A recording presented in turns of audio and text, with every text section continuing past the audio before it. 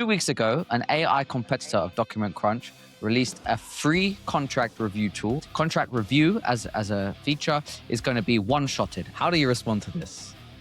We don't have any competitors doing what we're doing. Good job. You just created a document crunch solution that existed 6 years ago. You cannot vibe code your way to trust in this industry. Good luck trying to enter the risk management space and earn the trust of legal departments and risk teams of these big contractors. I'm sure they're just thrilled and comfortable to let folks go use free tools at these big contractors to do major risk work. If someone can truly vibe code their way to putting document crunch out of business, then so be it. The market will speak, and I'll leave the arena. Good to see you. There's been some stuff cooking in the industry as of late. So let me just hit this straight away. As there's a few questions that the construction tech would like to hear the answers to. So this is my question. I wrote it down because I had to put some thought into this to try and get everyone's thoughts into one piece. So here it is. So 2 weeks ago, an AI competitor of Document Crunch released a free contract review tool, and I do that in air quotes for people who are not watching, which was then immediately superseded by someone else building another free contract review tool. The funny thing about that is it wasn't free. It was actually that if you got a contract review done on the tool, they would give back to charities. So kudos to them. And this was with all of the talk that contract review as a feature is going to be one-shotted. And by one-shotted, I mean that the feature is going to be totally commoditized. There's no value add to customers as a result. And because it can be done by a large out-of-the-box large language model, foundational models such as Gemini, ChatGPT, Claude, etc. Now for the hot part. How do you respond to this? Yeah, well, first of all, thanks for having me, Owen. I'll push back just on one thing you said. We don't have any competitors doing what we're doing. So maybe competition for mind share, maybe people are trying to ride some of the coattails of the problem space that we've established at Document Crunch. But yeah, I'm familiar with what you're talking about. Look, before I get into like my actual response to what you asked, there's obviously a lot of energy. It's why you're reaching out to me. A lot of people have reached out to me. Social media is a funny thing. I'm a big fan of Theodore Roosevelt. I just finished a book about him, and I actually have this like piece of art in my office. And before I even get into like my formal response, I think that this man in the arena quote is probably worth reading. I don't know if you're familiar with it, but this is go for it. Enlighten me. So this is a quote that really resonates with me that I think should frame our entire discussion today. So it's not the critic who counts. It's not the man who points out how the strong man stumbles or where the doer of deeds could have done them better. The credit belongs to the man who's actually in the arena, whose face is marred by dust and sweat and blood, who strives valiantly, who errs, who comes up short again and again, but there is no effort without error and shortcoming, but who does actually strive to do the deeds, who knows great enthusiasms, the great devotions, who spends himself in a worthy cause, who at the best knows in the end the triumph of high achievement, and who at the worst, if he fails, at least fails while daring greatly, so that his place shall never be with those cold and timid souls who neither know victory nor defeat. I want to clap you. It's like you came prepared.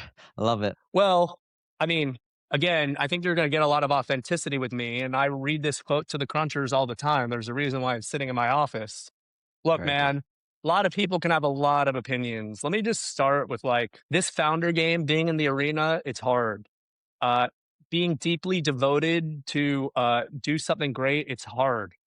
And so a lot of people can have a lot of opinions. And I think you can see, sometimes even shallow gambits may come up.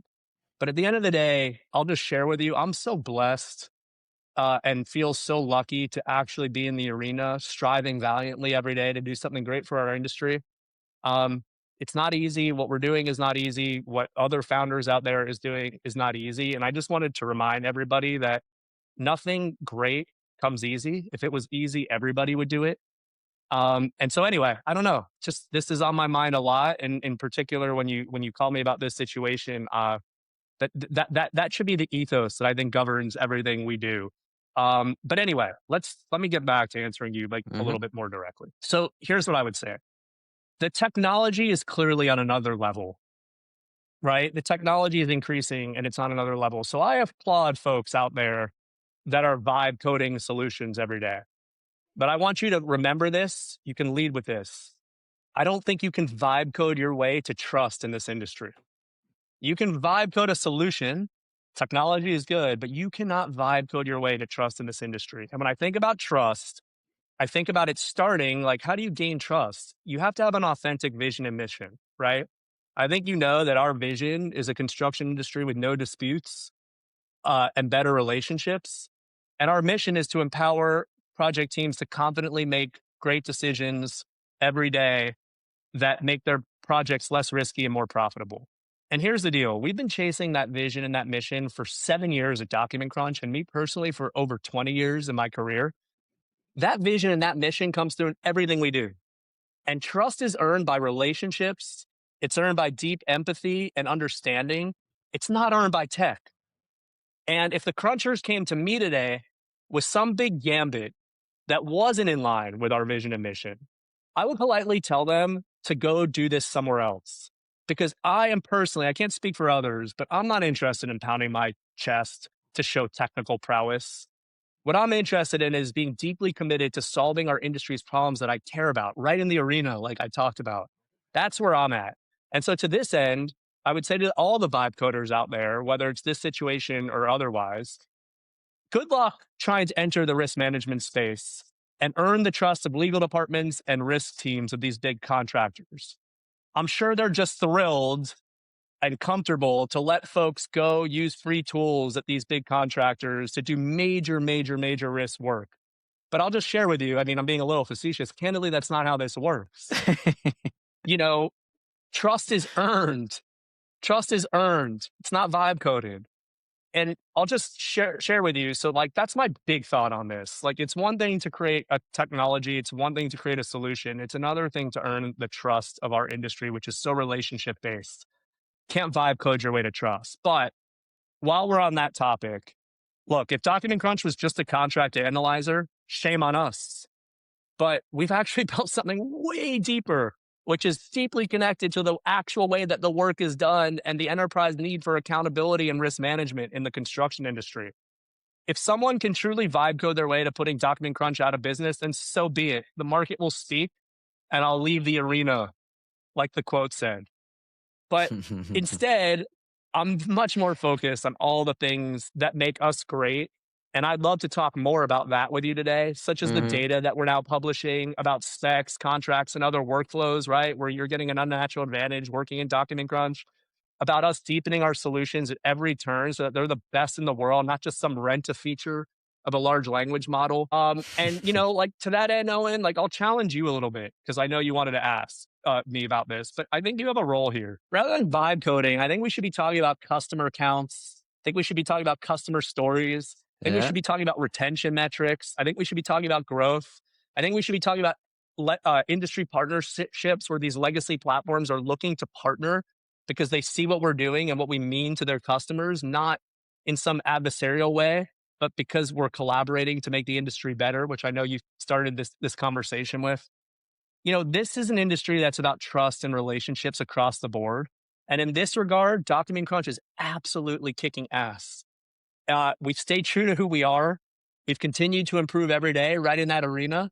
We've built trust and our customers love us. Our partners love us. And you obviously know what the crunchers are all about out there in the marketplace, the people who are on this team. So I guess I would just say to you is there's no pivot here. There's no vibe here. There's just a real platform that's reshaping meaningfully the way our industry manages risk. And so I'm very proud of this, but I also take that responsibility very seriously. That's the arena that we operate in.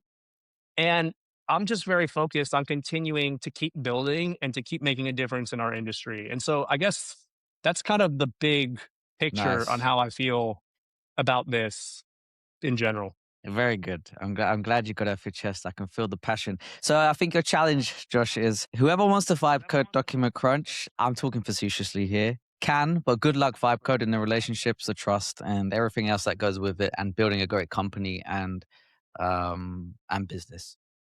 I mean, to vibe code a contract analyzer using the large language model capabilities that currently exist today, good job. You just created a document crunch solution that existed 6 years ago.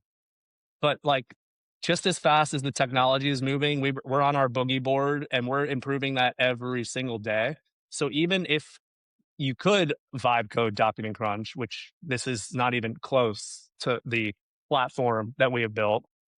Yes, I agree that you can't vibe code trust. It's earned, man, inch by inch in the arena. It's earned. It's Uh-huh. earned. And that's the biggest lesson that I've learned on my journey as a founder in this space. I mean, I kind of intuitively knew it because I've come up through the industry, come up through this problem space. But this is not easy. You got to get in the arena. You can't pound your chest and just declare on social media that you've done something and all of a sudden you emerge from the arena the winner. That's not how this works. That's not how this Mhm. industry works. You have to Mhm. earn the trust. Yep, yep, I agree. Okay, can you tell us a little?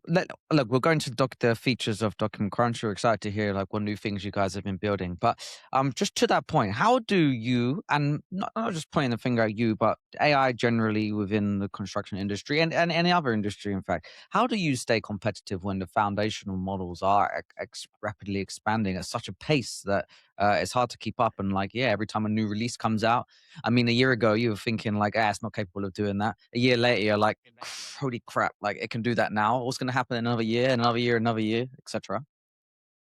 Look, it's a real challenge. The nice thing is go back to this earned trust thing. You know, technical prowess is also earned. Yeah, you can hire a bunch of really smart engineers, but you know, in our veins, in our core at Document Crunch for 7 years has now been about risk management, building that machine learning pipeline, building that knowledge base. And so as the technology evolved, it's like a muscle. It keeps getting bigger and bigger and bigger. But we've made a substantial investment in, engineering and product resources over the last several years. We've got the best in class team and people working on this every day. It is a challenge, Owen. I'll share with you, like, our team is able to be as innovative as we need to be. I don't always know that there's a market readiness for the innovation, which kind of goes back to that whole trust thing. You know, I kid with my head of engineering Mm. every day, like, maybe at some point we should have, maybe tomorrow we could have robots serving coffee on a job site. Well, putting aside that that's not, in line with our vision, I don't know if our customers are ready to pay for robots serving coffee on a job site. So I think that it is a challenge staying on top of it. You have to, one of our core values is we're a growth minded company. You have to be incredibly growth minded. You have to stay very open and to change and not sunken cost fallacies. Right? It's changing so fast that it causes like a lot of little pivots as it applies to technology, approaches to technology every day. But I also think the other challenge here is market readiness to digest, accept, commercialize some of the technology as well. But look, I mean, we've been a huge beneficiary of it. The document crunch of 6 years ago is laughable compared to what we've been able to create now, because you're right. Like, what is possible today was just a dream a few years ago. And so it's something that we challenge ourselves every day. We just had our all hands 2 days ago, and that was like my big challenge to the company. Like, we have to continue to double down. So, we invest a lot in not only finding like the characteristic of being growth minded, but we've got a lot of internal formal practices in place to make sure that we're just staying ahead of things. And, like, one of the areas I'll share with you, specifications. That's a hard problem to solve, or it was a hard problem to solve because of the nature of those documents, the context windows available in large language models, et cetera. Well, I recall I was sitting right here earlier last year. My VP of engineering called me and said, "Hey, a foundational model was just published that I think is going to really crack the code on how we could really start, crunching specs more, like with better efficacy than we've done in the past." I said, "Oh, that's really cool. Like, so, will that be in the product like in a few months? Like, how does that work?" And he was like, "It will be in the product tomorrow." Hmm. And that's how fast we've had to get. But of course, look, we all of a sudden, I don't know if you know this, but some of our approach to what we're doing with specifications and the workflows around specifications, it's pretty well regarded now in the industry as the best you can get out there. This is How this did in it? relation to like checking scope or something like that? Yes, scope, risk, exactly. And yeah, I mean, we're just crushing it. It's like one of our fastest growing areas. It's crazy how much that's exploded. Well, the first part of that was us just being on top of the foundational models, right? But then what happens, Owen, in this new AI world is you start shipping fast, you get these feedback loops, and then you get an unfair advantage because then we get to continue improving, improving, improving, improving. Now you look back, almost a year later, and there's a pretty big gap between us and anything else that's commercially available in the space right now.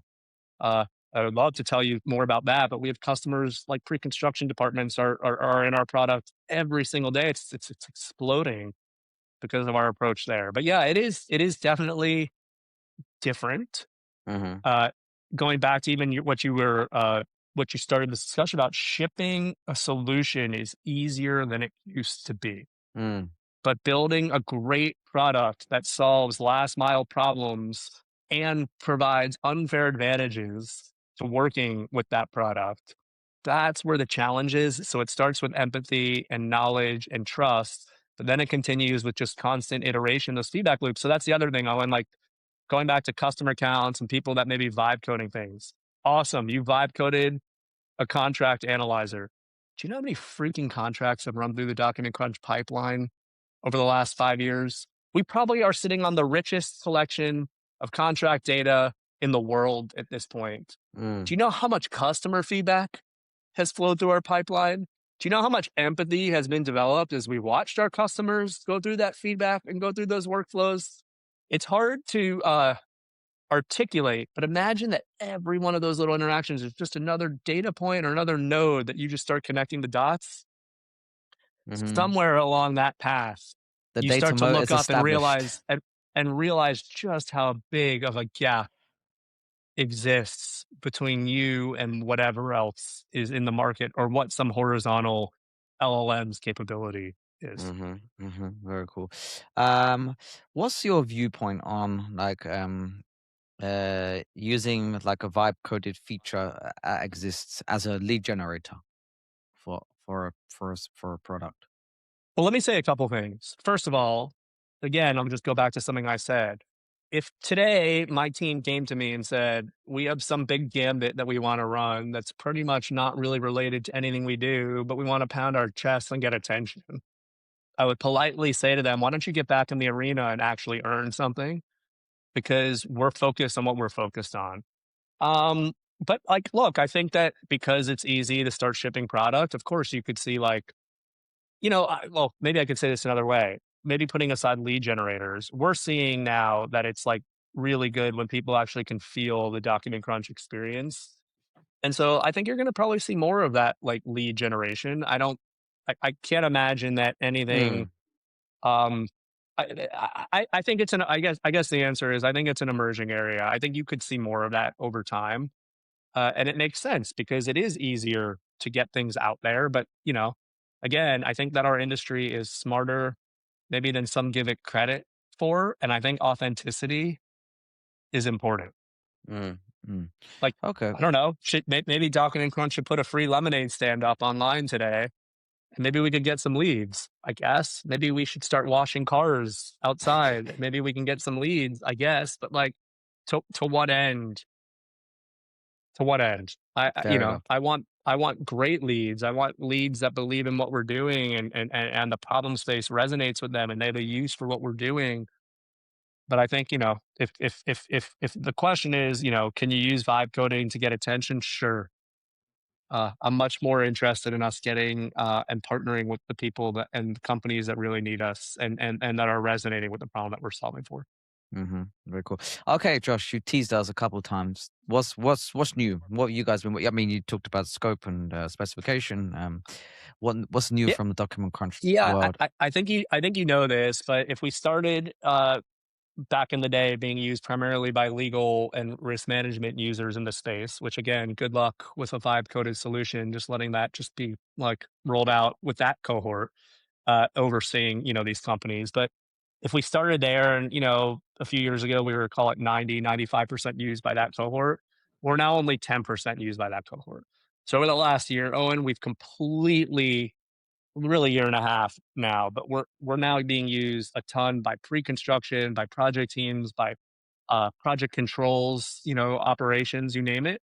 So over 90% used by those other stakeholders. So what's happened is you've just seen an absolute explosion in not only our product metrics, which again, like I would challenge anybody who's vibe coding, like you should be peeling back the layer, like, oh, so is this actually being used? Like, I guess if you vibe code something for free, you don't have to mark it as a churn if people don't use it. But on the other hand, with us, we've just seen this absolute explosion in product metrics and retention and whatnot. And what's happened is this a platform has emerged with Document Crunch, right? We're being used on way more than just contracts, like 17 different doc types across the project lifecycle. And so what I would say, what we've known, and we've been working on this quietly, is we a platform has emerged here. We have just thousands and thousands and thousands of users across our customer base, across the project lifecycle, using us every day. And what you're going to see us roll out in the next few weeks, we'll start quietly, but you'll see a bigger announcement this spring. Is really the new version of Document Crunch, kind of like the PS2. um, so you're talking about really a project-based risk management platform that has just a much more upgraded, not only feature set, but AI architecture, where, we're really transitioning to a project-based platform where you can get intelligence across all the documents, a mobile responsive, voice responsive platform with just a ton more bells and whistles. So, yeah, frankly, the biggest period of innovation ever in Document Crunch's history, built quietly, already being used by tons of our customers who are furious that we won't just let them in already, all in, validated, not some gambit, not vibe coded, built in partnership with the industry. And I'm just really excited about it. So what we've done is bottled up all these technological advances, and you'll see the new Document Crunch platform really be rolled out now, and we're really excited about it. Mm, very cool. Hey Josh, what like there's been a few calls from people in the community as well to publish like performance benchmarks and how well AI models that are built by companies in the space perform. Is this something that Document Crunch would do or consider, or like what would be the reasons for or against doing something like that? And do you think it's a good thing for the industry? Yeah, I think intellectually, I think it is a good thing for the industry. So let me say that again. But let's talk about what's going on in the arena. What's going on in the arena is things just change so fast that it's like, and we actually looked last year. We were like, maybe we should just like publish all of our benchmarks. And what I quickly realized, I actually pivoted, because what I realized is like, I don't want to be a benchmarking watchdog. I want to be a solutions based platform. And so I guess my point is, yes, like with all the resources in the world, we're about 100 employees now. If we wanted to build like a whole other business line on that, sure. Like, I think there's this company Harvey in the legal tech space. I don't know if you've heard of them, but Mm. you know, so they've got some good benchmarking that they've published, which is helpful. They've also raised like $500 million or something insane. Like, so I guess my point is, we've talked about this before, but we're actually much more interested with actually staying on top of the models. We have our own internal benchmarking that we track every day. But we want to make sure that we can just, serve the right model for the right purpose. And it's something that we govern. But I'm much more interested in serving that value to the customers. And with that basis of trust, our customers know like nothing that we do is going to be perfect. But our mission is to be quality maximalists and get them best in class models every single day for the task at hand. And, that's a pretty big job for our small team. Um, so like I've heard some of the debate going on in your arena, and I would say, yeah, like I think that there would be a need for that. Like I think if somebody in the industry could step up and lead that, that would be great. I didn't start Document Crunch to be a benchmark provider for our industry. I recognize that there's a responsibility there, but I'm going to come back. My mission and my vision is around a construction industry with zero disputes and strong relationships. And right now, given how busy we are executing against that vision, it's a little bit hard for me, um, to just justify us getting deep enough into that world where I think it would move the needle for our industry. But I think there is an opportunity there, Owen. I do. Love, I'd love to do it. So, okay, last thing, Josh. Anything, any like closing words for the community, people building tools in the space? Anything you want to say? No, I think we covered it. I think again, I think just, we're all smart people. I think, in some ways it was easier to sell document crunch, let's call it 2 years ago, because 2 years ago there was this like AI gold rush. If everybody was just throwing "Oh, you're an AI solution, take our money." Um, and so, and we were a reputable AI solution 2 years ago, so a lot of people were throwing money at us. Last year, we experienced a little bit more of like this, "Hey, we've been burned in the past. Mm, Like, help us create an ROI, like, help us show the value," before we're just like so that became a little harder to sell last year, and it put a burden on us as a service provider to mm, be really good and be able to show that. Toward the end of last year, and this is, I think, similar even with this topic, you started seeing some of these big contractors saying, "You know what?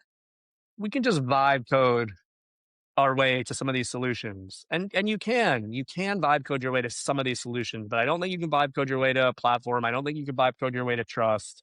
And so I guess my challenge to everybody is just stay open minded. You should be pushing the envelope. And again, if someone can vibe code a replacement to document crunch that's sufficient for you, go for it. Have at it. But I'm much more interested in us getting deeper, deeper, and deeper, providing a differentiated experience that leverages data and all the last mile problems that our industry needs around the problem space that we're solving for. But keep pushing the envelope out there, industry. And again, like, let the market speak. If you can do it, great. But I think everybody just needs to take a deep breath. We're already seeing. I mean, I guess we're kind of already ahead of the curve here because we're at the forefront of the space. We're already seeing the boomerang effect already. So I'll share this with you.